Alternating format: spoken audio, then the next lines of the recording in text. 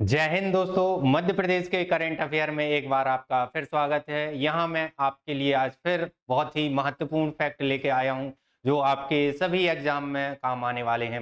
यहाँ हम देखेंगे, जैसा कि आपको पहला फैक्ट दिख रहा होगा कि हाँ, प्रदेश का पहला क्षेत्रीय रोग नियंत्रण केंद्र स्थापित किया गया है और ये जो है आयुष्मान भारत योजना के तहत किया गया है और ये भारत में 7 से 8 जगहों पर अलग-अलग बनाया गया है, जिसमें हमारे मध्य जोन के लिए, मध्य भारत के लिए, मध्य प्रदेश के लिए कहाँ भोपाल में स्थापित किया गया है। तो ये हमारा प्रदेश का पहला क्षेत्रीय राष्ट्रीय रोग नियंत्रण केंद्र है, जिसे हम एनसीडीसी भी बोल सकते हैं।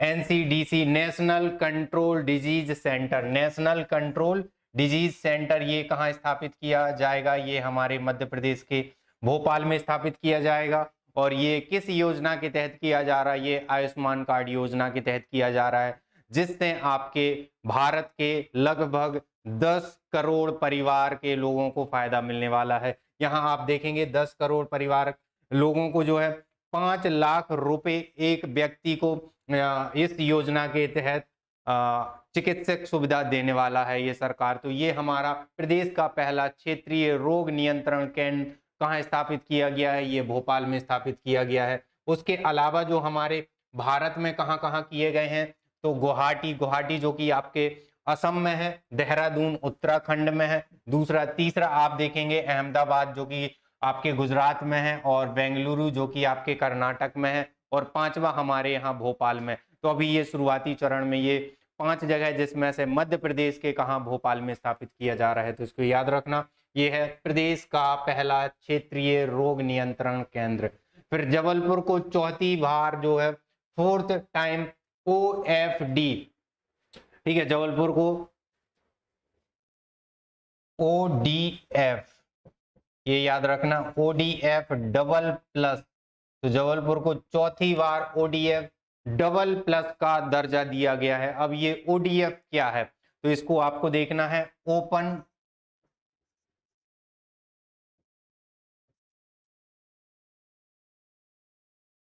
Defecation free, open defecation free.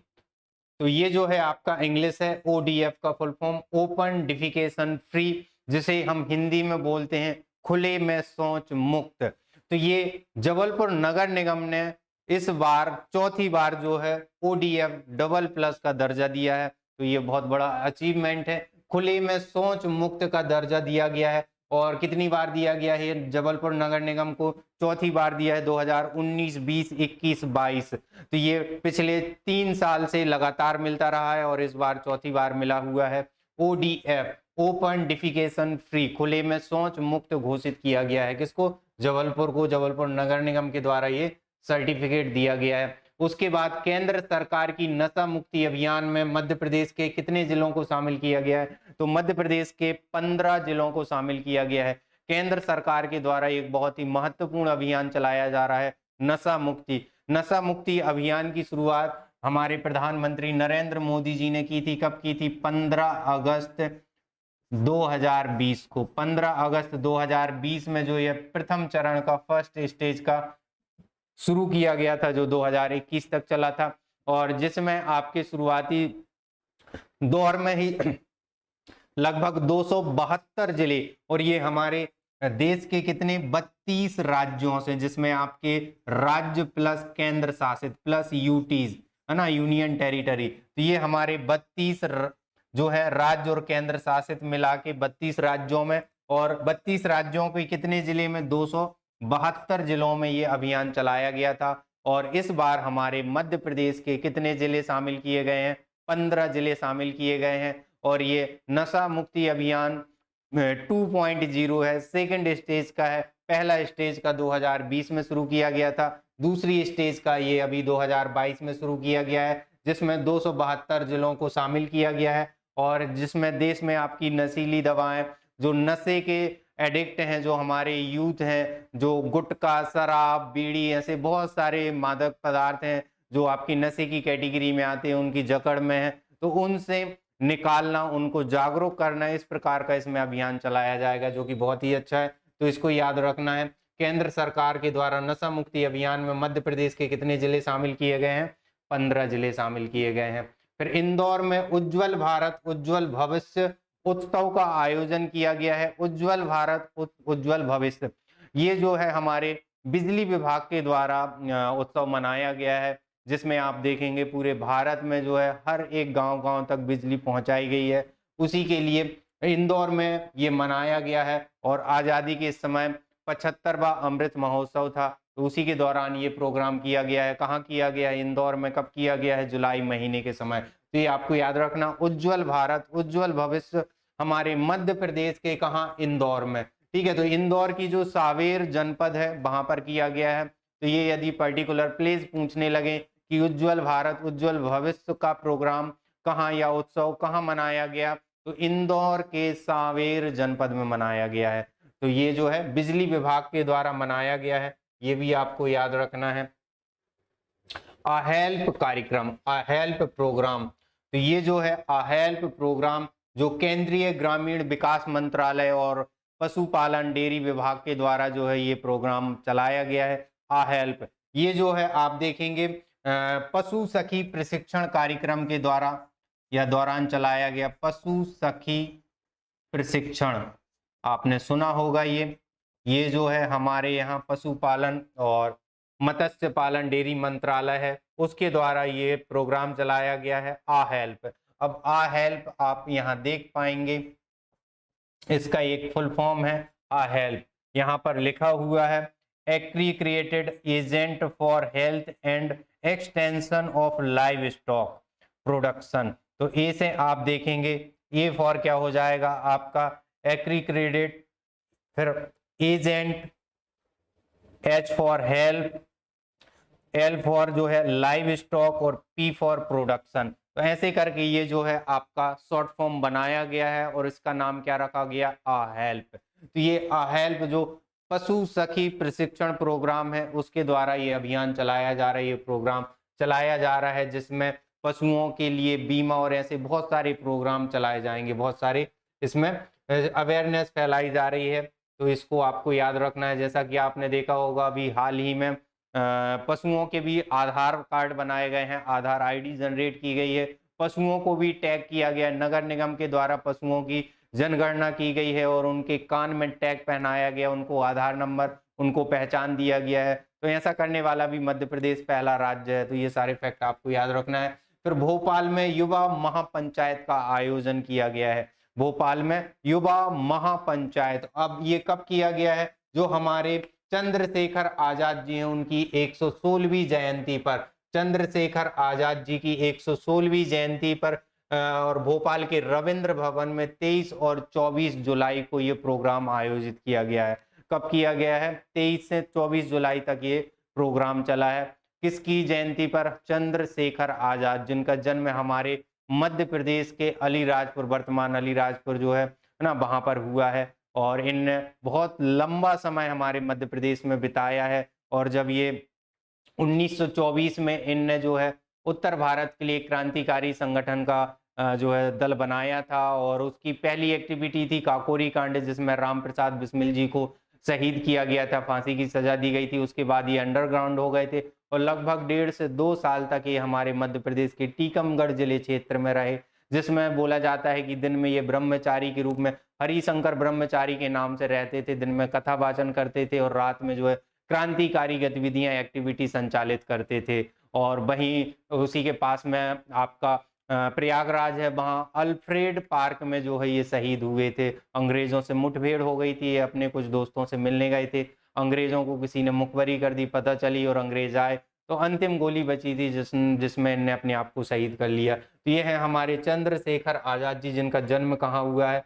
Madhya Pradesh में। और इन्हीं के नाम से भोपाल में क्या मनाई गई है? युवा महापंचायत। कौन सी? युवा महापंचायत, तो ये याद रखना। उसके बाद जो है मेगा लेदर पार्क, तो ये लेदर का हमारे यहाँ कॉम्प्लेक्स भी कहाँ मिलेगा आपको? लेदर कॉम्प्लेक्स, ये सब आपके देवास में ही है। और लेदर का जो हमारे मध्य प्रदेश में उद्योग होता है वो देवास है और आपका इंदौर है। इंदौर में बहुत सारे लेदर के प्रोडक्ट बनते हैं।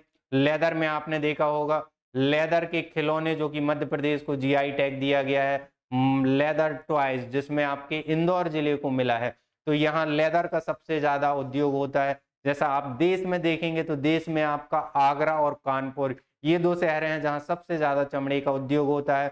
और हमारे मध्य प्रदेश की बात करें तो मध्य प्रदेश में कहाँ होता है, देवास में, और देवास के पास क्या है आपका, इंदौर है, तो इंदौर में होता है। तो ये मेगा लेदर पार्क जो है केंद्र सरकार की मदद से, leather park already Madhya Pradesh में है जो राज्य सरकार के द्वारा बनाया गया है, इसमें केंद्र सरकार की मदद रहेगी और बहुत ही लार्ज स्केल पर बहुत ही बड़ा ये जो है मेगा लेदर पार्क बनवाया जाएगा।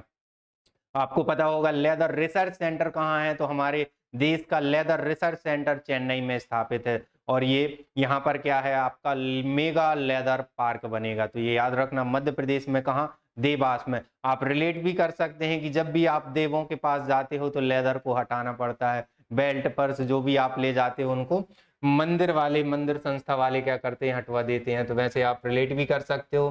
तो ये मेगा लेदर पार्क बनेगा। फिर उसके बाद प्रदेश का पहला स्पोर्ट्स इंजरी सेंटर। तो ये स्पोर्ट्स इंजरी, स्पोर्ट्स में आपके जो एथलीट होते हैं वो हमेशा इंजरी से जूझते रहते हैं, कुछ ना कुछ समस्याएं हल्की फुल्की उनको आती रहती हैं। तो ये भोपाल का जो हमीदिया हॉस्पिटल है उसमें ये बनाया जाएगा। तो प्रदेश का पहला स्पोर्ट्स इंजरी सेंटर कहाँ बनाया जाएगा, भोपाल के हमीदिया सेंटर में। आप ये इमेज देख पा रहे होंगे, इसमें ये जो कुछ बेड लगे हैं और ये पूरा एक कैबिन टाइप का तैयार किया गया है जहां 10 से 15 बेड रहेंगे और जो भी स्पोर्ट्स आपका प्लेयर रहेगा उसको जो भी इंजरी रहेगी उसको यहाँ उस इंजरी से उभारा जाएगा। ठीक है, तो यहाँ पर बहुत सारी चीजें, कुछ मेडिसिन कोर्स भी शुरू करवाए जाएंगे, बहुत सारी चीजें की जाएंगी। तो ये प्रदेश का पहला स्पोर्ट्स इंजरी सेंटर कहाँ बन रहा है, ये हमारे मध्य प्रदेश के भोपाल के हमीदिया हॉस्पिटल में बन रहा है। फिर India innovation index, India innovation अब ये इनोवेशन इंडेक्स कौन रिलीज करता है, कौन जारी करता है, तो ये हमारे नीति आयोग के द्वारा जारी की जाती है। पहले हम इस इनोवेशन इंडेक्स को देख लेते हैं, फिर नीति आयोग पर डिस्कस कर लेंगे। इनोवेशन इंडेक्स में मध्य प्रदेश कौन से नंबर पर है, मध्य प्रदेश आपका 13वें नंबर पर है। अब आप ऐसा नहीं सोचना कि 13वें नंबर बहुत अच्छी स्थिति है, मात्र 17 राज्यों में ही ये सर्वे किया गया था और उसमें हम कौन से नंबर पर हैं, 13वें नंबर पर हैं। और इसमें जो है मध्य प्रदेश 74 कितने अंकों के साथ, कितने 74 अंकों के साथ 13वें नंबर पर है। और ये 17 राज्यों की जो श्रेणी थी उसमें नंबर 1 कौन है आपका, कर्नाटक है, और दूसरे नंबर पर तेलंगाना। तो इनोवेशन इंडेक्स में नीति आयोग के द्वारा जो जारी की जाती है उसमें नंबर 1 पर आपका कर्नाटक है, दूसरे नंबर पर तेलंगाना है, तीसरे नंबर पर हरियाणा है। टॉप 3 आपको याद रखना है इंडिया इनोवेशन रैंक में, जो कि नीति आयोग के द्वारा जारी होती है। इनोवेटिव, जो कि नई नई चीजें बनाने, आविष्कार करने के लिए दिया जाता है। तो ये स्किल किस राज्य के पास है, सबसे ज्यादा कर्नाटक के पास। दूसरा कौन सा राज्य, तेलंगाना है। तीसरा कौन सा, हरियाणा है। मध्य प्रदेश कौन से नंबर पर है, तो मध्य प्रदेश 13वें नंबर पर है। टोटल कितने राज्यों में ये सर्वे किया गया था, टोटल आपके 17 राज्यों में ये सर्वे किया गया था। ठीक है, और छत्तीसगढ़ जो कि हमारा ही एक छोटा भाई है, मध्य प्रदेश से अलग हुआ, वो कौन से स्थान पर, वो अंतिम स्थान पर है। तो मध्य प्रदेश छत्तीसगढ़ को इन चीजों में बहुत आगे बढ़ने की जरूरत है। ठीक है, तो ये इंडिया इनोवेशन इंडेक्स है जो किसके द्वारा जारी की जाती है, ये नीति आयोग के द्वारा जारी की जाती है। नीति आयोग, अब नीति आयोग के बारे में आपको पता होगा, NITI, नीति आयोग, NITI, ये जो है आपका नीति है। और ये कब बनी नीति आयोग, तो ये जो है आपका 1 जनवरी 2015 को, 1 जनवरी 2015 को बनाई गई नीति आयोग। इसका फुल फॉर्म क्या है, नेशनल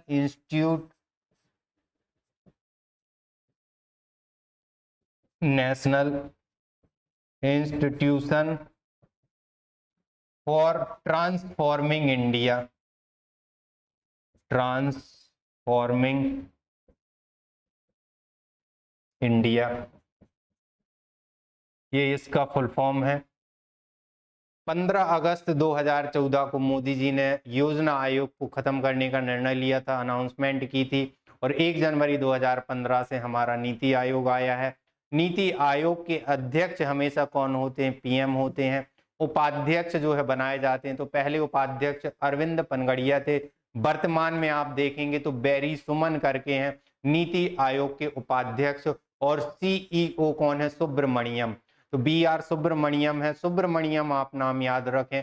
तो सुब्रमण्यम क्या है? CEO है। आपके नीति आयोग के उपाध्यक्ष कौन है? बैरी सुमन है। और अध्यक्ष कौन है आपके? PM। तो PM वर्तमान में नरेंद्र मोदी जी हैं। तो ये हमारा भारत का नीति आयोग है, जो थिंक टैंक के रूप में जाना जाता है। उसके बाद ये बहुत सारी योजनाएं, प्लानिंग बनाने के लिए इंडिया के लिए एक टीम के रूप में काम करता है, एक सलाहकार के रूप में काम करता है भारत सरकार के लिए। तो ये जो है आपका असंवैधानिक या गैर संवैधानिक आयोग है, जिसका संविधान में कहीं वर्णन नहीं है। ये भारत सरकार की सहायता के लिए ये आयोग बनाया गया सांविधिक आयोग है, जो किसी भी प्रकार से इलीगल या गैर कानूनी तो नहीं है, लेकिन गैर कानूनी की कैटेगरी में आता है, गैर संवैधानिक की कैटेगरी में आता है, क्योंकि इसे संविधान में इसका वर्णन नहीं है। तो ये मोदी जी ने बनाया था। कब बनाया था? भारत सरकार के द्वारा 2015 में बना। और इसके द्वारा बहुत सारी रिपोर्ट जो है पब्लिश की जाती हैं। उन्हीं में से एक रिपोर्ट है इंडिया इनोवेशन रिपोर्ट। तो इसको याद रखना। फिर शिवपुरी के करेरा अभ्यारण्य को, मध्य प्रदेश में जो शिवपुरी करेरा अभ्यारण्य है उसको डिनोटिफाई कर दिया है और उसको जो है दर्जा अलग कर दिया। अब वो जो है अभ्यारण्य की कैटेगरी में, अभ्यारण्य के दर्जे में नहीं रहा। मध्य प्रदेश में 25 अभ्यारण्य थे, जिसमें से 24 बचे थे। फिर उसके बाद 11 नए अभ्यारण्य और अनाउंस किए और एक 12वां अभी कर्माझिरी किया गया है, जो सिवनी पेंच नेशनल पार्क के पास में ही है। तो ऐसे कुल मिला के अभी अपने पास 36 अभ्यारण्य हो गए हैं। ठीक है, तो ये जो है आपका कहाँ का था? ये शिवपुरी का करेरा अभ्यारण्य। इसमें सोन चिड़िया का संरक्षण किया गया था। सोन चिड़िया जो कि मध्य प्रदेश के 2 अभ्यारण्य में है, एक घाटी गांव में था और एक करेरा में था। तो घाटी गांव में अभी भी सोन चिड़िया का संरक्षण है, लेकिन करेरा अभ्यारण्य को डिनोटिफाई करके उसे अभ्यारण्य का दर्जा खत्म कर दिया है। बताया जाता है कि पिछले कई सालों से वहां सोन चिड़िया नहीं देखी गई थी, नहीं पाई गई थी, तो काफी समय तक ऑब्जर्व रखा और उसके बाद जो है इसका दर्जा खत्म कर दिया। कुछ कारण ये भी बताते हैं कि वहां कुछ किसानों की जमीनें फंसी हुई थी, कुछ आदिवासियों की जमीनें फंसी थी। तो किसानों की जो जमीनें फंसी थी उन पर स्टे लगा हुआ था, वो किसान अपनी जमीन खरीद बेच नहीं सकते थे। तो कुछ लोग बोलते हैं कि वहां किसानों के द्वारा भी इस चिड़िया को नुकसान पहुंचाया गया है। तो ये सोन चिड़िया है, जो कि आपके घाटी गांव ग्वालियर में अभी संरक्षित है। करेरा शिवपुरी में थी, लेकिन वहां चिड़िया खत्म हो गई थी, एक भी चिड़िया नहीं मिली, इसलिए इसको अभ्यारण्य की कैटेगरी से हटा दिया है। तो ये याद रखना है। अभ्यारण्य किसी भी एक प्रजाति के जीव के संरक्षण को लेके दिया जाता है और इसमें बहुत से प्रकार की एक्टिविटी संचालित की जाती है, जैसे पशुचारण, आदिवासी रहना, आदिवासियों के पट्टे हो सकते हैं, उनकी बस्तियां हो सकती हैं, रोड हो सकते हैं, आपके रेल लाइन, मंदिर, ऐसी बहुत सारी चीजें, एक्टिविटी हो सकती हैं परमिशन के बाद। तो ये हमारा आज का करंट अफेयर है। कैसा लगा आप कमेंट करके बता सकते हैं।